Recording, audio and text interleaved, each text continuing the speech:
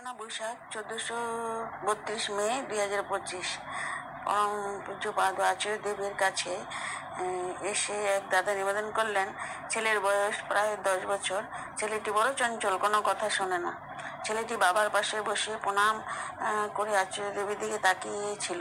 সে বাবার মুখে তার সম্পর্কে অভিযোগ শুনে তীব্র দৃষ্টিতে একবার নিজের বাবার দিকে, একবার আচার্যের দিকে তাকালো। তারপর আচার্যদেবকে উদ্দেশ্য করে বলল, না গো, আমি কথা শুনি। এই ছোট্ট শিশুর এই দোষ খণ্ডনের প্রয়াস দেখে নাটমণ্ডপে উপস্থিত সকলে হেসে উঠল। আচার্যদেব ছেলেটিকে উদ্দেশ্য করে বলল, তুমি খুব ভালো, তুমি তো গুড বয়। ছেলেটি বাবাকে উদ্দেশ্য করে, আপনাকে একটা কথা বলি, এই চঞ্চলতাই তো প্রয়োজন। নদী সাগর অবধি যাবে, যদি সে চঞ্চল না হয় তাহলে সাগরে পৌঁছাতে পারবে? আমি নদীর চঞ্চলতা কমানোর জন্য যদি বাদ দিলাম, সে কি তখন স্বাভাবিকভাবে বলতে পারবে? তাকে তো আপন ছন্দে বয়ে যেতে দিতেই হবে, কিন্তু আমাকে কি খেয়াল রাখতে হবে যেন পাড় না ভাঙে। যদি পাড় ভাঙতে শুরু করে তাহলে নদী বিপথে চলে যেতে পারে। তাহলে বাবা মা যেমন ওর সাথে অসীম যাত্রায় সাথী হয়ে উঠবে, তেমনি সমাজকেও সাথী করে তুলতে হবে। সমাজকে সাথী করতে হলে কি করতে হয়?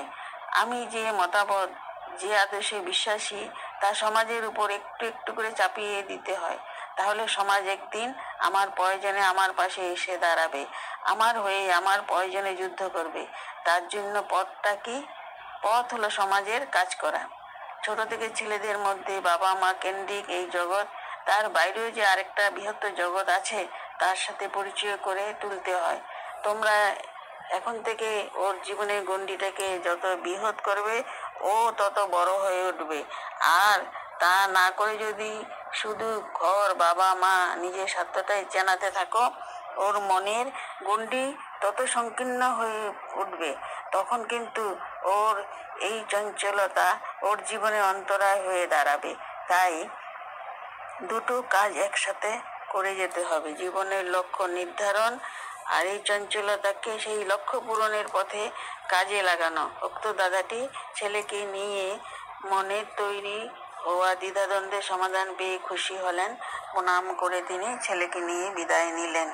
এটি আলোচনা বৈশাখ মাস 1432 মে 2025-এ সেই নাটমণ্ডপে সভা সমাধান করে যাচ্ছেন আচার্যদেব।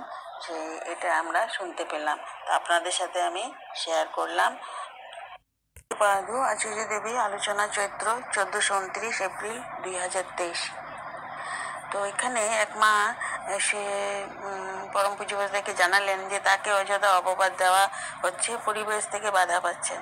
তা শুনে আচার্যদেব কৃপাসিন্ধু রক্ষিতাকে ওই মাটির সাথে কথা বলতে নির্দেশ দিয়ে বলবেন, বড় মাকে একসময় পিছনে লাগার জন্য কোনো মহিলা ধোয়া বাসনে এঁটো লাগিয়ে দিয়ে কর্তামাকে নালিশ করত।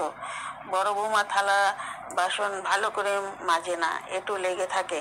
তাতে কর্তামা বড় মাকে বকতেন, গালিগালাজ করতেন, কিন্তু বড় মা কোনোদিন কিছু বলতেন না। অনেকদিন পর বড় মার নাতি নাতনিরা, মানে আমার বাবা ও বড় পিসিমা এই গল্প শুনে বড় মাকে জিজ্ঞাসা করেছেন, আচ্ছা তোমার মন খারাপ হতো না? বড় মা অবাক হয়ে বললেন, কেন হবে? আমি তো জানি আমি কোনো অন্যায় করিনি, তাই আজ বলছে বলুক, আমার মন খারাপের কি আছে? এটা কিন্তু একটা বিরাট মনের পরিচয়। ধরুন অমুককে যদি আমি ফট করে দোষারোপ করি, দূর মশাই, আপনি তো ডিপার্টমেন্টের জিনিস সরিয়ে নিয়ে বিক্রি করে দেন আলাদা করে, এই বললে কিন্তু সে বিক্ষুব্ধ হয়েই যাবে। কি হবে না? কৃপাসিন্ধুদা বললেন, আগে। আচার্য বলছেন, কিন্তু যারা আনডিস্টার্ব নির্বিকার, এই জন্যই যে কোনো অ্যাকুজেশন বা অ্যালিগেশন, অভিযোগকে তারা আমলই দিতেন না। যেটা আমি না সেটা আমি না, এই হচ্ছে ব্যক্তিত্ব। তো পরম পূজ্যপাদ আচার্যদেব আলোচনা চৈত্র 1429 এপ্রিল 2023 এইটুই সেই মানে নাটমণ্ডপে সবার মাঝে সেই মায়ের প্রশ্নের উত্তর দিচ্ছিলেন এবং সমাধানও দিয়ে দিলেন। বছরের এক কিশোর সন্তানকে নিয়ে এক মা এসেছে আচার্যদেবের সান্নিধ্যে। ছেলেটি শুধু ক্রিকেট খেলে, কোনো কাজে মন নাই, পড়াশোনা করে না। মা অভিযোগ জানালো।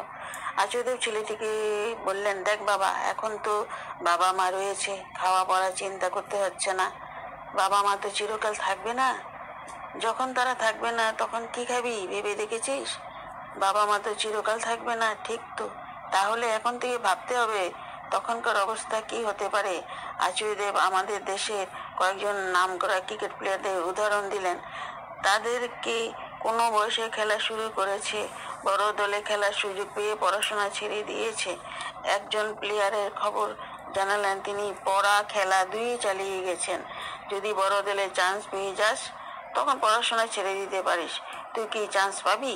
দেশে প্রায় 150 কোটি মানুষের বাস, তার মধ্যে কজন চান্স পায়? এত সহজ না। তাই এখন থেকে পড়াশোনা চালিয়ে যাওয়াই বুদ্ধিমানের কাজ। খেলাকে মুখ্য করলে খেলার মান বাড়াতে হয়, খেলা নিয়ে ধ্যান করতে হয়, কুটি ধরতে হয়, খেলাকে নিখুঁত করে তুলতে হয়। খেলায় সুনাম করতে হলে, খেলার মাধ্যমেই উপার্জন বাড়াতে গেলে সেই খেলাকে নিখুঁত করতে হবে। তুই কি মনে করেছিস ওই টিমে চান্স পাবি? ছেলেটি হাত নেড়ে না জানালো। তাহলে তুই পড়াশোনা কর বাবা। জীবনে চালানোর সবচেয়ে সহজ উপায় হচ্ছে লেখাপড়া করে কাজে ঢোকা। এই সময় বাবা মা রয়েছে, তারা মাথার ঘাম পায়ে ফেলে খাওয়াবে, পড়াবে, লেখাপড়া শেখারও খরচা দিবে। তোর মতো ভালো এর মতন আর ভালো সময় পাবি না তুই। তো জীবনের সবচেয়ে ভালো সময় এটাই, এই সময়টাকে অবহেলা করিস না। আচার্যদেবের কথাগুলো কিশোরের মর্মস্থলে বেদনা সৃষ্টি করলো। চোখ মুখে পরিবর্তন ঘটলো। মনে হলো সে এবার পড়াশোনায় মন দিবে, সেই সংকল্প করলো। এটা আলোচনা বৈশাখ 1432 মে 2025 মানে আচার্যদেব মুখোপাধ্যায় নির্গত হয়েছিল সেই বাণী। আলোচনা বৈশাখ 1400